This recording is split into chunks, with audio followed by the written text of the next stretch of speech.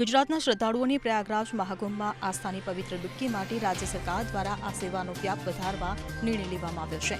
મળતી માહિતી મુજબ 4 ફેબ્રુઆરીથી 5 નવી બસો શરૂ કરવામાં આવી છે, જેમાં અમદાવાદ, વડોદરા અને રાજકોટથી 1 થી વધુ, સુરતથી 2 બસો શરૂ કરવામાં આવશે. આ બસોનું ઓનલાઈન બુકિંગ આજથી એસટી નિગમની વેબસાઇટ પરથી કરી શકાશે.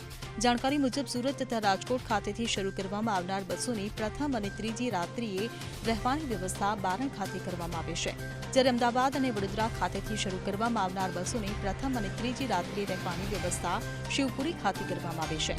એવું પણ જણાવાયું છે કે નવી શરૂ થનાર નવીન તમામ 5 બસોમાંથી પ્રયાગરાજ મુકામે રહેવાની વ્યવસ્થા યાત્રિકો દ્વારા પોતાની રીતે કરવાની રહેશે. આ બસ માટે પ્રતિ વ્યક્તિ પેકેજ અમદાવાદથી ₹7,800, સુરતથી 8,300, વડોદરાથી 8,200 તથા રાજકોટથી 8,800 નક્કી કરવામાં આવ્યું છે. Bureau report CN24 news. હવે જુઓ દેશ દુનિયાની તમામ ખબરો તમારી આંગળીના ટેરવે. ઉઠાવો મોબાઈલ અને Google Play Store પરથી ડાઉનલોડ કરો અમારી CN24 ન્યૂઝ મોબાઈલ એપ.